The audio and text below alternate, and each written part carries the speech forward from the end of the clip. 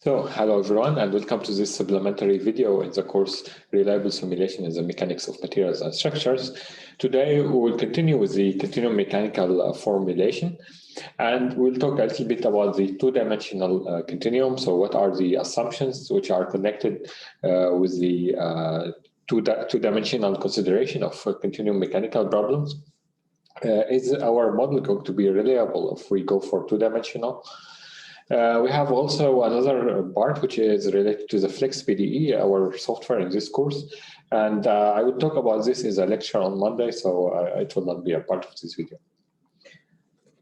Now, of course, all structures, real structures are three-dimensional.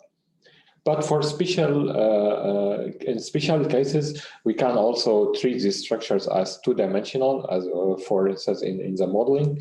And this is due to the computational cost and for the simplicity of treatment. We have like three examples for this. First example is the plane stress. This is applied for structures which are like plane and then loaded in the plane, and they are thin structures. In this case, we can assume that the stress in the x3 direction almost equals to 0, and this can be negligible. And the second like special two-dimensional case is a plane stress. If the structure is too long in certain direction in x3, and then we can assume that the deformation in this direction is too small, negligible.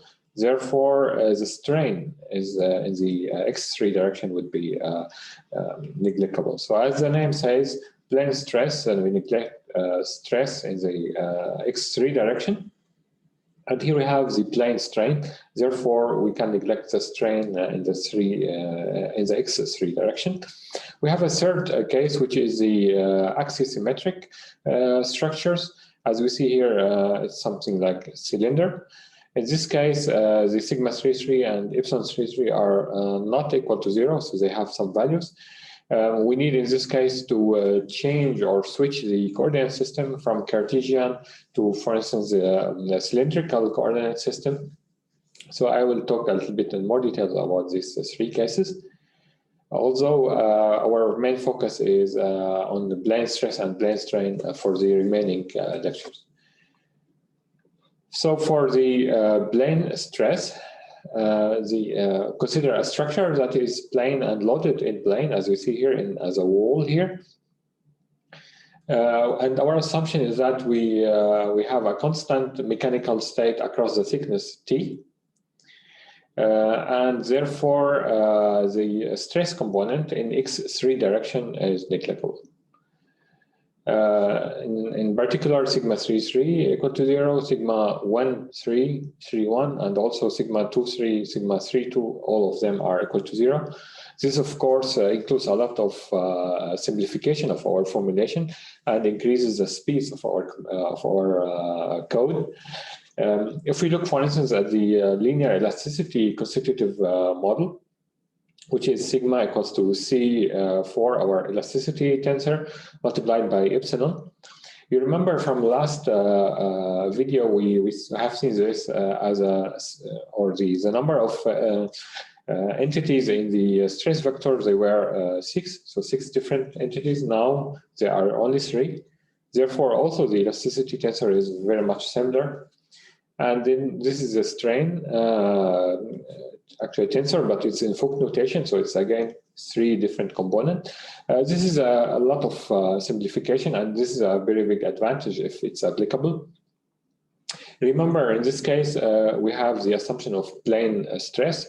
It does not mean that the strains in the third direction is 0, so it's not 0. Usually, we don't really need to compute this, but if you are, for instance, computing the elastic energy, then this has a contribution to the amount of energy which is stored in our system. The second special case is a plane strain. In this case, as I said, we consider a structure that is much longer in thickness direction than the other direction. So as a dam, for instance, here, And in this case, we assume that the loads and variables, so the primary variables, they don't change in x3 directions. In this case, the strain in the thickness direction or in x3 can be neglected. And then in particular, we would have like epsilon 3,3 is equals to 0, and then epsilon 1,3, epsilon 3,1, epsilon 3,2, and epsilon 3,2,3. Both of them are equal to 0. What would happen with our stress-strain relationship? It would be much similar. It will be, again, like this plane stress. It will be, we have 3 entities for the stress vector. So stress tensor and Fuchs notation. The elasticity tensor is also much smaller. So it's now 3 by 3. Previously it was 6 by 6. And now we have also 3 different components of the strain measure. Just like a plane stress here, in the plane strain, the stresses in the like in the third direction, they are not equal to 0. So you have to consider them if you are computing, for instance, the energy. So the third case is the axisymmetric case. So I'm just mentioning this here like for additional information, but we are not going to focus on this special case. It's important for real applications to know that if you have such like axisymmetric structures, then you can also use 2-dimensional models, which is very much faster than the 3-dimensional. It's like the conversion between a computation of 10 minutes and a computation of 3 days. So in the axisymmetric case, the quantities of interest are independent of the circumferential direction x3. See here, we have the x3 here. So we change the coordinate system now to be cylindrical. So x2 would be the same in this case. It's in the z direction, but x3 would be in the radial direction, and then we have the x3 in the circumferential direction. Of course, then the thickness here, so if we take slice here, the thickness depends on the radial coordinate x1. The displacement and strain and stresses, in this case, we'd have 2 components of the displacement, would be the UR, which is in the radial direction, and UZ in the vertical direction. Our strain measure would have now 4 components. It's not like the plane strain and plane stress. There we have only 3, and here we have 4. And also the stress, of course, is the same. We have 4 entities, and this is how we compute the different components of the strain measure. So in this case, we can also like write down the constitutive relation for linear elasticity, as you see here. So this is like for additional information. This is how it would like look like. Now this is the basic assumptions for the 2-dimensional consideration, but we can also apply this also for the balance equations and the like the strain measures if we wanna like write them down in component form, as we will see later. So as I said, I presented the axisymmetric case just for additional information, but we will focus mostly especially in the finite element implementation on plane stress and plane strain. This is mainly because of the computational cost, because I assume most of you will run the software on a normal PC, so you don't want to like overload this PC, and it should run with our exercises. So we will focus on plane stress and plane strain. So having introduced the constitutive relations in 2-dimensional space, the kinematics and balance relation of linear elasticity are briefly introduced. I'm introducing this in component form because it's mainly connected to the computer implementation in our software. So for linear elasticity, the primary unknown is displacement. If it's in 2-dimensional space, then we have U1 and U2. And the strain is in tensorial form. We have seen this before. It's linear strain. It's half multiplied by gradient of U plus gradient of U transpose. The components in this case, we said we have 3 different components. The first one is the partial derivative of u1 in the direction of x1. Then we have epsilon 2 is the derivation of u2 in the direction with respect to the x2.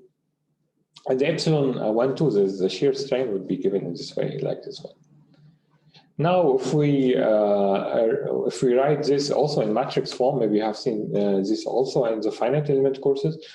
We have epsilon 1,1, epsilon 2,2, and epsilon 1,2 as a vector. Now, the derivations can be represented by a matrix. It's 2 by 3 matrix, L it's called. And then we have here U is the displacement vector. And you will see later that we will write directly the strain in this form in our finite element software.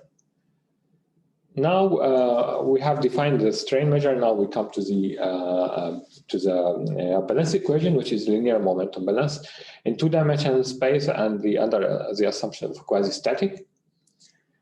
In tensorial form, as you remember, we write this as the divergence of stress, so divergence of sigma plus rho b is the body force or gravity in most of the cases, equals to 0.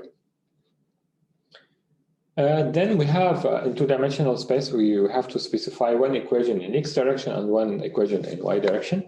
So we have, in this case, because this is vectorial equation, we have one equation which would be then scalar valued equation in each direction. So in x1 direction, it would be d sigma 1, 1 to dx1 plus d, here's the derivation of sigma 1, 2 with respect to x2 plus rho b1 equals to 0. So this is the equation in the first direction. And then we have x2 in, or the equation in x2 direction, which is the derivation of sigma 2, 2 with respect to x1, to x2, sorry, plus derivation of sigma 1, 2 with respect to x1 plus rho b2 equal to 0. So let's say this first equation will give us u1, which is our the first component of our primary variable u, and the second equation will give us the u2, which is the second component of our displacement vector.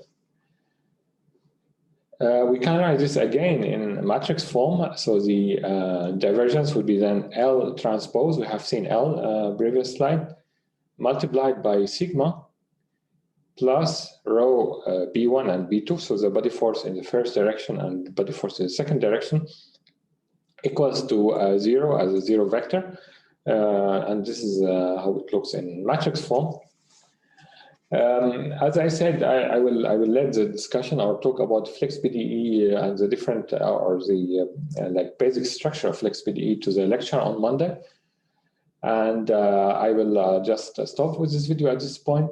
So thank you so much for your attention, and then we'll meet each other on Monday. And yeah, maybe you can install this FlexPDE, play around with it. There are some nice like examples on the website, and then yeah, and then we can discuss the issue on Monday. Yeah, thank you so much.